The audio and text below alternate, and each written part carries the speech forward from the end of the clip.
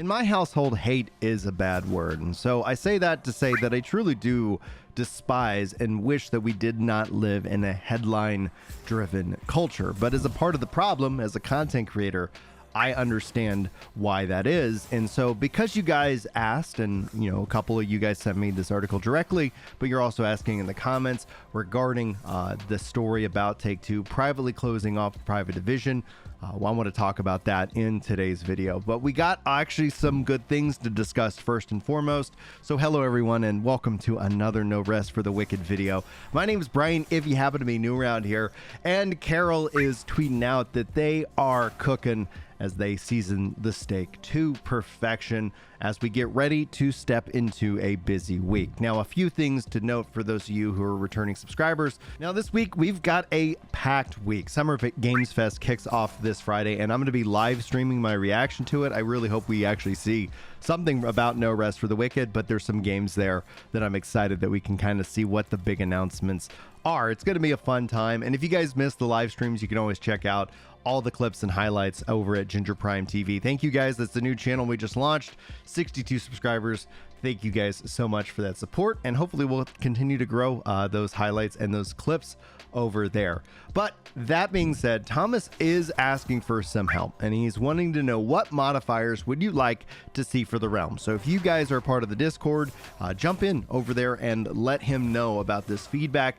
Otherwise, if not, you can always let me know, and I'll be sure to try and relay that over to the devs as time goes on. Thomas also sharing out some interesting statistics regarding the input remapping, especially since it is now available for controller players, and I should be hopefully putting together my controller guide on this game here in the near future. But he goes in and shares some interesting stats about what people have changed, and I just thought that was fascinating and interesting. We don't need to go into in depth for this because this doesn't really tell us anything about the future of the game, but it is something I think is always interesting to see when it comes to statistics. As a former baseball player, as somebody who really loves the sport of baseball and just all the crazy stats that go along with it, I love those when they get translated into my video games. So that's one reason I'm really excited about when a bestiary opens up in this game, but also hopefully we'll see more crazy statistics, of which they shared recently with us as well. Speaking of statistics, thank you guys so much for the subs here and support on the channel. While it has slowed down a bit, obviously, as people have been slowly stepping away from No Rest for the Wicked, waiting for new content, I do appreciate each and every one of you, especially because we've seen the subscribed percentage jump from 20% to 25%. And a huge shout out to the 74.5% of you guys who watch my content and aren't subscribed. You guys are also amazing, and I'm glad that you're here. Also, the ladies, we've gone from 3% to 3.2%. So I guess mission accomplished. Thank you so much for being here, by the way. If there's ever anything you want me to discuss in the message of hope or something like that, sound off in the comments. Let me know, and I'd love to be able to have those kind of conversations with you guys at the end of these videos. So let's dive into the reason why we're talking about this. Take-Two is quietly killing Private Division, and this is a report that came and stems from IGN, and then other people started reporting on that. There's a few things that I'd like to highlight for you guys, but also when we talk about the headline culture, when we see how information is spread online and how, unfortunately, you and I always have to do a lot of due diligence to try to find the truth from the algorithm, so to speak. Anyway, the article goes on to say, meanwhile, Take-Two wants to offload Private Division. One other way. In February, IGN understands employees were told layoffs were imminent, but not given specifics on how many, why, or what was happening. Then, at the end of April, employees of the label were told by management that Take-Two would no longer support Private Division, at which time most of the staff were all laid off. Now, Private Division is the publisher for Moon Studios. We'll talk about what I think will happen or could happen here in a bit, and I did reach out to my contact over there at Private Division. We'll see if they get back to me. It's not like I think a big story. Layoffs suck, right? It's never fun when you hear about people losing their jobs, especially in a creative industry, but it's also a guaranteed that that's always something that is a risk when you step into those kind of fields. Anyway, A small crew remains, the article goes on to report, to support the remaining announced games in which Private Division has publishing deals. Moon Studios, No Rest for the Wicked, which is currently in early access. We Workshop, Tales of the Shire, and an untitled project from Game Freak. Take-Two has backed out of 2 other publishing deals that had previously agreed on under the label. One previously reported deal with Bloomer Team, and another sources described to us what we have been seeing with Ghost Runner's development at one more level. Now, here's where I want to relate what we saw at the beginning of this video to what we see in the article. Take-Two also is in discussions to sell off Private Division and has found interest from private equity firms, though the deal has not yet been agreed upon yet. Sources were aware that conversations are being facilitated by part-owned individuals and connections to Moon Studios leadership, but 2 of my sources expressed apprehension about such a deal and its connections, citing a 2022 Venture Beat alleging oppressive work conditions at Moon Studios. One source I spoke with in confirming that everything is in the report was true and or worse, and the other called the studio founder cruel and a nightmare to work with. And this is one of the things that we see happen a lot, and the devs, as we've covered previously on the channel, continue to come out and refute these various different allegations and have provided various different resources and receipts to whatever extent. Now, whether you choose to believe them or not, that's going to always be your decision on what you want to do here. However, again, when we see the word alleging, that doesn't necessarily mean confirmed. And then if you're just reading the headlines, going back to the thread over on No Rest for the Wicked, everything in Moon Studios' abuse report was true and worse. It doesn't say alleging. That word ends up getting removed. So if you're only reading these kind of different headlines, it's very easy to kind of have that baked in. And I heard something the other day, I thought it was true. People will believe what they want to believe. And this was actually from a Pinky and the Brain episode. And I was like, wow, that's actually really, unfortunately, profound for the state of the world in which that we live in it. So, personally speaking, does this mean doom and gloom for this beloved game, No Rest for the Wicked, as we continue down early access? I don't think so whatsoever. First and foremost, is a publishing deal. We don't know the ins and outs, all the intricacies of said deal, but with Private Division having some value, and I would say a hit on their hands, especially with this studio, there's definitely going to be some buyers, some people who are interested in it. We've also seen companies like with the Wayfinder team losing their publisher and that publishing deal and then going more independent. So when it comes down to it, I don't think No Rest for the Wicked is in any form of danger. What we could see happening is various other deals being struck and managed because of whatever ends up happening with Take-Two and Private Division. So personally speaking, I actually am not really worried about it. It could actually be something that ends up being better, being that we've seen the reception of this game and there is a real big vision for this game. And despite some players being, frustrated with the lack of content that they are now waiting since the game has been out for over a month, still waiting for the next content drop. Well, I mean, that's to kind of be natural. Now, this also ties into something we talked about in yesterday's video regarding Thomas's thoughts, because around the same time he tweeted this out. I highlighted it very briefly in the last video, so let's go ahead and dive into it. First and foremost, he goes to say, I see so many depressing takes from people who think that we're close to a video game crash given the recent events in the industry.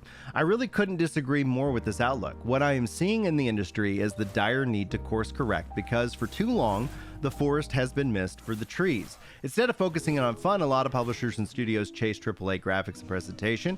They have chased a lot of things players didn't really care about because those things got a lot of money to produce. They also introduced mechanics to squeeze even more and more money out of the players until we hit a tipping point. And now that as the sentiment has shifted somewhat and more people are starting to vote with their wallets, lots of the industry people who were set in their ways are bewildered and question why the thing that's always worked in the past suddenly isn't working anymore. But you need to focus in on the actual core. Why do we make games? Because we want to entertain people. We should always just focus in on the fun. I am actually extremely excited about where things are headed. Even if the industry has to go through a period of pain in order to come out wiser on the other end, that's okay. Mistakes were made, and now it's time to course correct. I'm supremely confident that the best is yet to come, and we'll see entirely new games and genres and that are just fantastic and new experiences being made as the outcome of all of this. That AAA developer who's been set in his ways has been laid off and might just seize the opportunity to roll up their sleeves and come up with the next big thing. Always remember that when one door closes, another one opens. Embrace change because change is inevitable. It's absolutely, it's the only constant in our existence is that things will change. Now, Bowtie Board Gamer replies, I think that most of the discussion of video game crashes is more in on the AAA side and not the indie companies like yourselves. And Thomas replies, I know, indies aren't the ones that miss the forest for the trees. The game market is alive and well. People just got tired of the same old stuff being pushed on them, and that is being squeezed simultaneously. And that is precisely why some of these studios that have to be supported of the machine will inevitably find new work. And while some see this as a depressing trend, I think what people should see it as an opportunity. And when it comes to your fortunes, I think essentially if you kind of fall into that depressing trend category, you are missing the opportunities out there. So it is really kind of a mental shift of focus. Sit down and say, yeah, I'm going to look at this for what good can come out of it. Yeah, suffering and pain are a reality of our existence. In fact, it makes us more like each other than anything else in this world. It makes us more human and allows us to relate to each other because we all have had these kind of sufferings. We've all lost jobs. We've all had, financial struggle. Like it's the rarity of the person who hasn't. In fact, they would seem alien to us for those that would fall into that category. And that being said is that there is lots of opportunity. I know when I lost my job in 2008, my dad was panicked and freaked out. And I was like, that's going to work out. Like, I'm not too worried. I do good work. I work hard, and I'm going to land on my feet. And I did at another job, and I really enjoyed that. And I was there for many, many years. And that is essentially kind of how it is. Sometimes it's hard to kind of get out of the moment. And what you want to do as humans, especially as we become more adults in that mindset, is to have that mindset of thinking 5 years, 10 years, 15 years from now, planning those things. Even though, yes, change is inevitable and constant, it will have those moving around and shifting the focus. And that is a guarantee that will happen. And your plans can change. And that isn't to say that you made a bad plan. Make a plan and move in that direction, and just be okay that things will and possibly will impact that plan. It's not going to go perfectly. No plans do. And that is just going to be how it is. Now, I want to jump into some community discussion. You guys have had a lot to say in the comments, and then we're going to finish up with our message of hope. Wonky says, honestly, we should just stop talking about schedules and let them release stuff when it's ready.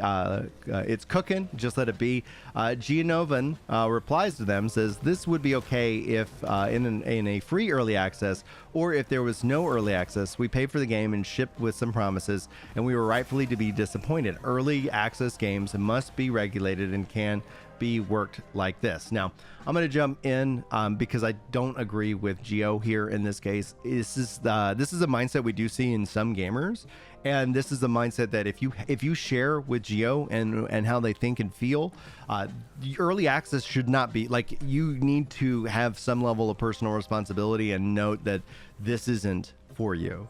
Early access is communicated as early access. Things are going to change. There's going to be all kinds of things. If you like giving that level of feedback to the devs, great. That's early access is definitely for you. But if you don't, if you're like if we want that, like what promises have not yet been kept? Like I can't think of one promise that hasn't been kept. But that expectation that Geo has is leading to a level of frustration. And I think that's it. If you share that, I don't hate on you. I don't think Geo is wrong for feeling that way. But I'm just going to say, if you fall into that category, early access games probably need to be added to your, I'm going to avoid this and wait for release accesses. Otherwise, you're just asking to be frustrated, and that's your choice. So if you choose to be frustrated, okay, that's a choice for sure. All right, JJ says, I bought this game because it was a Souls-like RPG, not a roguelike. Really disappointed that it sounds like they are focusing on that instead of releasing game content for the actual game they said it would be. But that they are. Again, this falls down into what is the expectation. JJ's expectations have not yet been met.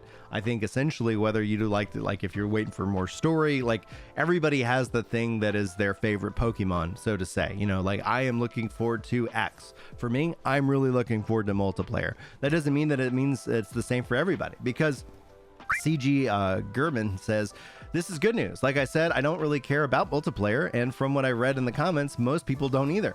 Everyone wants the content, so this is going to be great.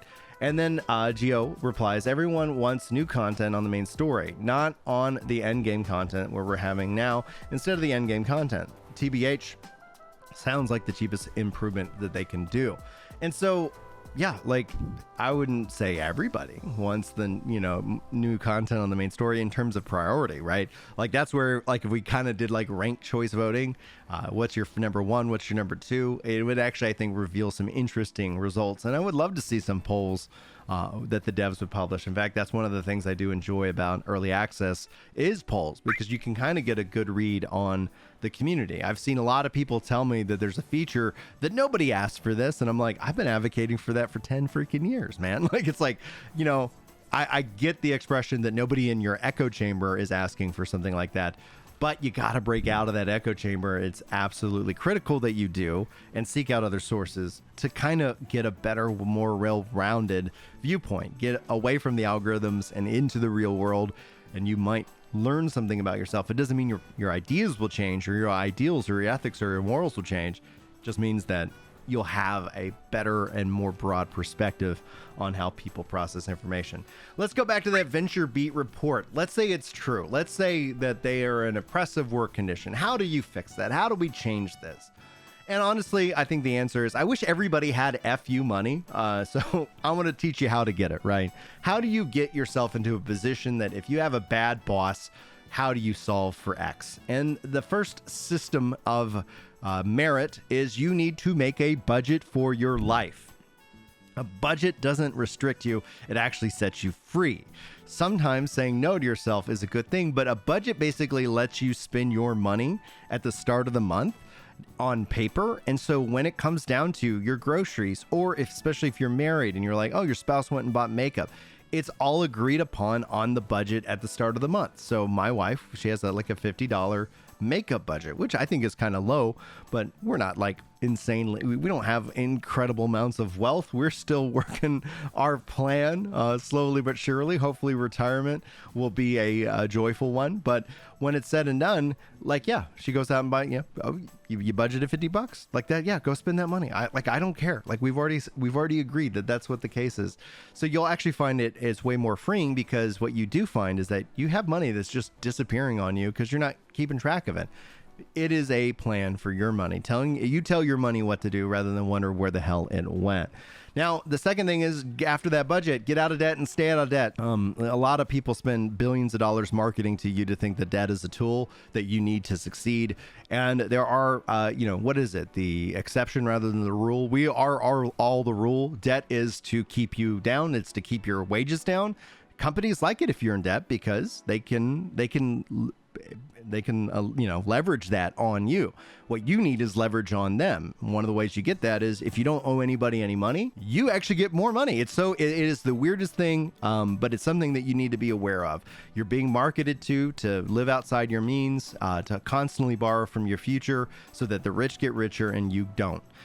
So if you change that with that mindset, making the budget, getting and staying out of debt, you're going to be amazed at just how things quickly turn around, and your eyes will open up to an entirely new reality that you don't think exists right now. You can think I'm crazy. I can tell you I paid off $100,000 in debt. And since then, I have only been able to get raises. It's absolutely wild. Now, paying off that debt was hard and painful, which was a good thing for me, because that really does make me avoid going back in and borrowing money. My truck is 20 plus years old, right? Like, I don't have new things, with the exception of my wife and I. We did invest in a really kick-ass gaming computer, so thanks and shout out to my wife for that support. But that was all part of the budget. We agreed on what the PC was going to cost, and then we spent the money on it. Then number 3, don't have babies before you're married. Also, get married and make babies. No one can afford children, but we can't afford not to have them either. A lot of people mindset are like, how do you afford having 6 kids, dude? And I go, afford? Like, what are you talking about? There's no affording children, but it's a very, very good thing to do in your life. And especially when you look at just the statistics, especially with single mothers and unwed, wedlock, and like you're not protect your woman if you love her and you're living with her. Like, protect her. Marriage helps do that, especially when it comes down to if you die, inheritance. So much gets worked out, so much gets solved that, and a lot of people are afraid of it, and I would encourage them not to be. Because essentially that it will help, especially with the kids, and breaking the cycle of poverty that currently exists within a lot of cultures. Then finally, live on less than you make, save and invest. This means that you're going to have to be a big boy and say no to yourself. It is not fun at first, and it doesn't come easy, but like any muscle, the more that you do it, the easier it will become. And so just like if you want to go to the gym to get in shape, your budget in a way is the same thing. There's you have a spiritual health, a financial health, a physical health, right? And you want to be able to take care of all three, and they are all doable. You don't have to like sweat over the budget each and every day, right? Like, you can set a time once a week to kind of check in, see where your spending's at. And from there, you can start to actually build out some wealth. A lot of messages saying that it's you can't succeed in this world. A lot of those messages are meant to sell a product. They're meant to sell a mindset, and they're meant to keep you in that, because misery loves company. And if you're always around miserable people, you're probably going to be pretty daggum miserable. So I think anything starts with the mindset of, if you think you can or you think you can't, you're right. So I would advise my most joyful kind of way possible: believe in yourself, think that you can and you will. And I get it. We talked a lot about mental health. We're going to keep talking about mental health, and really the focus, especially if you're a man, but whether you're a man or a woman and you're listening to this, like, there is a life worth living, and you can have it, but it takes some level of action on your end. So if you're feeling locked down, if you're feeling blue as all get out, action is the best thing. Getting out of bed, brushing your teeth, making your bed, taking a shower, accomplishing the simplest of tasks, building small momentums to big momentums. Don't be afraid to reach out for mental health professionals. Get with a good counselor. Those are really pivotal. I go to counseling whenever I need it. I used to have a lot of anger issues. I probably still do, to be honest, but getting to the root of what was making me angry was a really good thing, a good process to go through. And I'm very grateful for the time that I've spent in therapy, and it is a good, useful tool. And so don't write it off. You're not weak for asking for help. And so please do. If you are thinking about hurting yourself, please reach out. Find a local friend. Find somebody in this real world. Find somebody to kind of really just anchor you into it, because I know depression sucks. It sucks. But we can get better, and I struggle with it, myself. But I want to encourage you guys that it is not hopeless, and you are worth living for. Anyway, guys, thank you so much for your time today. I hope you got something good out of this video, whether it was the main reason why you clicked on it, or if you stayed all the way to the end for the message of hope. I love you guys so very much, and I do appreciate each and every one of you when you come back. And hopefully I will see you guys in the next video. Huge shout out to the members. Thank you guys so much if you hit the like button on this video, and leave a comment. I would love to hear your thoughts on anything we talked about today. We can always talk about those in future videos. But anyway, until then, guys, take care.